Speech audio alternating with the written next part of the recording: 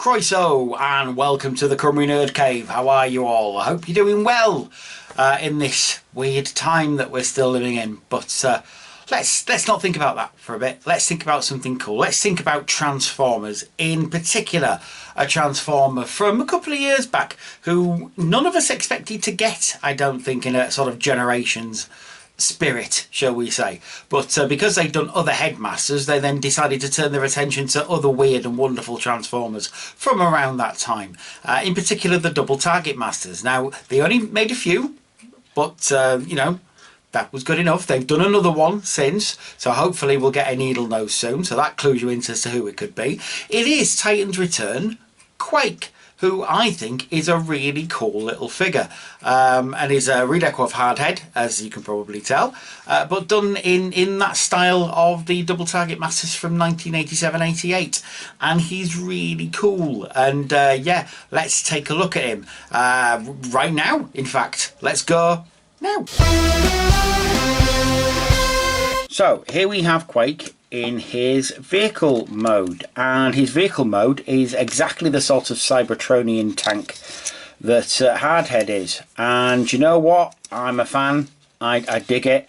I know he was a sort of more earth-based kind of tank in his original form, but Titan's Return was never quite about that for me. It was more about Cybertronian modes and that kind of thing, and I dig it. I don't know why, it's just something I really enjoy.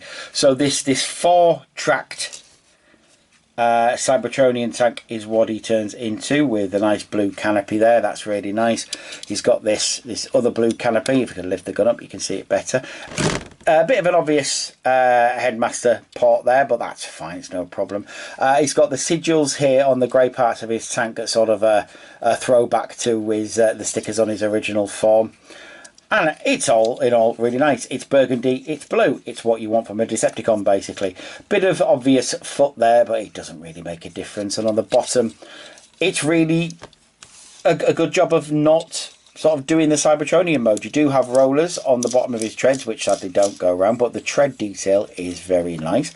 And he's got this massive roller at the front, which I'm a fan of, especially seeing as it's in translucent blue. It's the same translucent blue that his cockpit is. And he's got a massive gun there with a little gun on top. 2 cockpit ports, basically. Let's move that out of the way. There we go.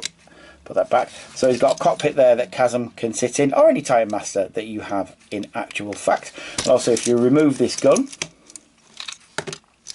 you've got another Titan Master port there, which, like a seat, which you lift up and you break off. No, you don't. You break it off, but it does break off quite often, which is why I don't like pulling these things open. Give me 1 second. I am gonna get you on if it bloody kills me. There you go. So yeah, the idea is it's supposed to fall out like that, and sort of go at the back, like so. There you go. It does work. It's just my fat hands don't often let it. So yeah, let's bring him in. Let's bring Chasm in. Here we go. This is what Chasm looks like. He is exactly like every other Titan Master. He does not really matter, but it's nice to have him. And obviously he's got Quake's face on the back. Quake face, there you go. And he can sit in here quite happily, because he's got little ports for his feet there. And he sits in there, and he can fire the gun. You can put his other gun back on top there. So he's got a massive couple of guns to fire. Really nice. And it does come up. It does go all the way around, pretty much. Do pretty much what you want it to do. I really like that function of it, that it's not just a static turret like a lot of these things are. It's a really nice alt mode, and like I say, I realise it's Hardhead's mode really, but look at it, it suits Quake perfectly. I really do like it. But that's enough of the alt mode. Let's go to the robot mode. and here Quake is in his robot mode, looking like quite the badass.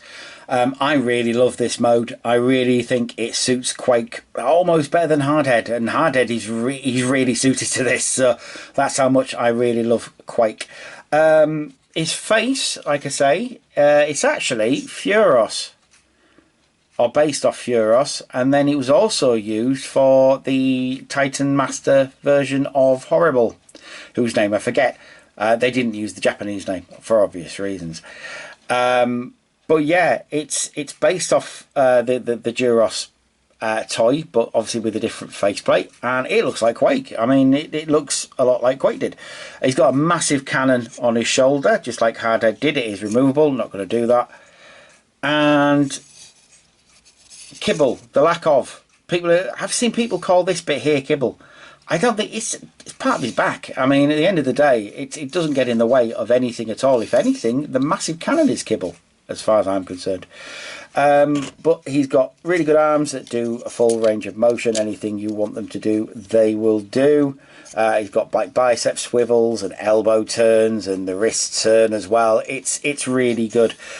He's got no waist swivel because the waist is basically part of the transformation, but his legs do pretty much everything you would want a leg to do. It's got like leg swivels, and it is a bit hollow, but it doesn't really matter. I mean, you're not going to really look in there. The feet are pretty sturdy and will hold pretty much any pose that you want him to do.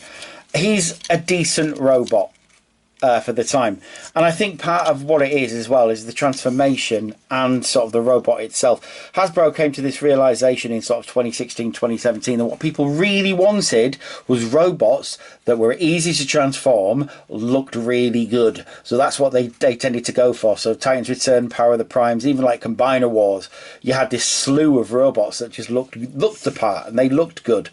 And they look like the characters they were meant to be. And like I say, this whole sort of realization that 1987 to 1988 to even 1989 were a load of Transformers that had never been given any love, and Hasbro went, let's just do it. And they did, and they sold because they're awesome. They look great. And Quake here, like I say, it looks fantastic. Is you know, the whole silhouette is good because that Hardhead toy was good, and it's just nice to see one of these era of Transformers get love. Like I say, it doesn't come with tip top and heater, but that's fine. You can buy those as Battle Masters now, or at least buy a couple of Battle Masters and make out that that's what they are. It's a double target master, for God's sakes. And now you've got Spinister as well. The only one they've not done is Needle Nose. They need to do a Needle Nose somehow. They've not officially done a Needle Nose anyway. There may be customs out there. But if you can get hold of this guy, and he goes for a decent price these days because it's quite a while down. It's like 3 years ago this guy came out. So if you can get hold of him, please do get hold of him because he's very, very cool indeed. I'll leave you on that note. I will be back though with something, either a Masters of the Universe or an annual or something like that. But I shall be back very, very soon. In the meantime, please do take care of yourselves and each other. Stay in lockdown as much as you can. Take care of each other. Wash your hands. And importantly, don't drink the bleach.